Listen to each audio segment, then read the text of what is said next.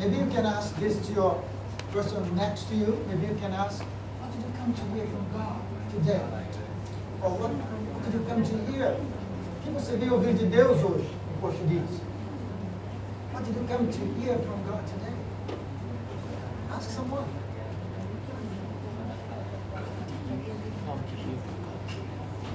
Why I'm asking you this? Because this helps you to be alert. Unless you come prepared to achieve something, you receive something. If you don't come with that expectation, you don't see it, you don't grasp it, you don't expect it. So my prayer for you today is that you will be blessed as you search God for the blessing. Well, today is our last teaching for this season on abundant life. For the entire month, we have been studying about enjoying God's blessings. It's been a beautiful journey. We have learned how to live an abundant life. And we explained to you what an abundant life is according to the scriptures. You may know a lot of people who live abundantly in a worldly manner, but what they have actually is a very comfortable life. But according to the scriptures, abundant life can only be achieved when you have Jesus Christ. And we have learned also about this key word, obedience. Without obedience to God's word, there's no way to achieve an abundant life. And then I spoke about living the abundant life. How can you actually live in that sphere of blessings? And if you remember, I mentioned to you that the way to achieve that is acting by faith. So today, I'm going to summarize and close all that I have taught you about this subject with the title, The Courage to Move into the Abundant Life God Has for You. It's a long title, but basically it's like this. You need to have the courage to activate the faith you have in God in order to step into the abundant life God has for you. Unless you have that, unless you have that momentum in which you jump into what God has for you, you're just going to be a standby. Please understand this. To live the abundant life is a prophetic act, achieved only if based on faith in God's promises for you. No matter where you look at, no matter how you turn in your life, if you want to live the life God has for you, you need to be based on faith. Because faith is your trust in God. And God does not move based in fact. Facts come afterwards. After you move on into God's Word and start living by faith, then facts start happening. Before you get that job that you're looking for, and as you step into that by faith, it becomes a reality, then it becomes fact.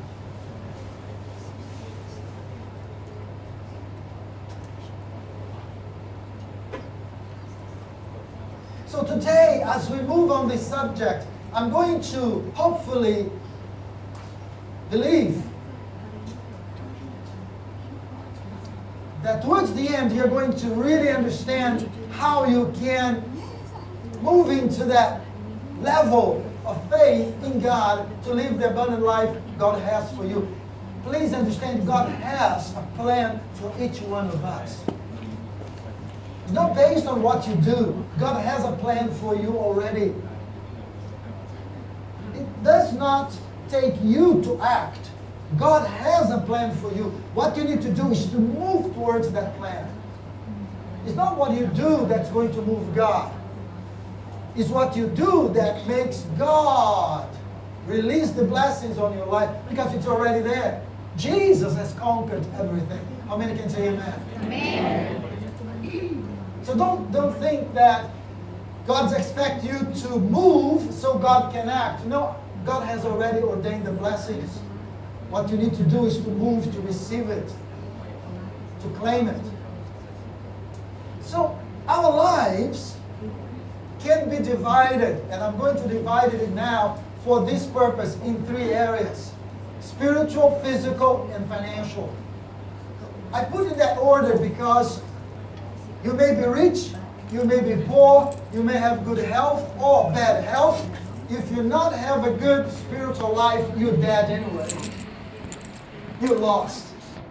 If you don't have that part of your life okay with God, you die. It doesn't matter how and where you live. It's a waste. You may have a good physical life, but you need to have a spiritual life okay with God. And the financial will put for the last, because I hope you all agree that, you may be doing well financially, but if you don't have health, the money is going to help you to buy medicine, right? So it's not going to help much. I mean, it's going to help, definitely, but it's not going to improve your lifestyle in the sense like you can go out and enjoy. So please make sure you have that in perspective. And I'm going to deal with these 3 areas of your life, and you're going to understand this, friends. Once you have these 3 areas of your life working simultaneously well, and when you make the right decisions on those 3 areas, then you step on your abundant life. So what I'm doing today is basically taking all that I have taught you and dividing into 3 areas. Okay? So I can close this today in a manner I hope that will be very well understood by all of you. Okay, let's talk about a spiritual life, or the spiritual sphere of our lives. Romans 10 and 9, verse 10. Chapter 10, verse 9 says this, and I please ask you, the moment you see the word underlined, just say it aloud, okay? Shall we? That if you with your mouth Jesus is Lord and believe in your heart that God raised him from the dead, you will be saved.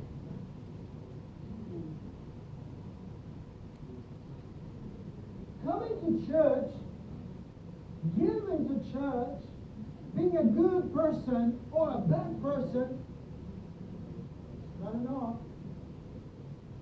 I'm a good husband. You're supposed to be, right? I'm a good wife. Of course you're supposed to be. I'm a good child, son, daughter. You're supposed to be. I'm a good citizen. Of course, if you're not in prison.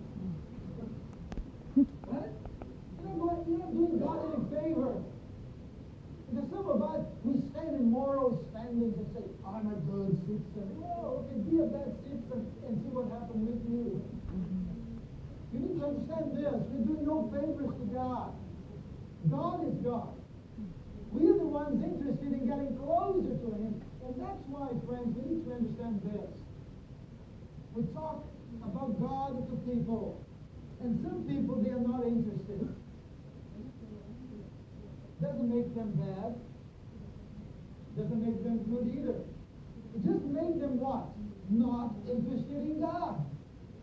That's it. But this is what takes someone to understand that they need God in their lives. If you confess with your mouth Jesus as Lord, I can help you to confess. I can lead you in a prayer of confession, but I cannot confess for you. Parents,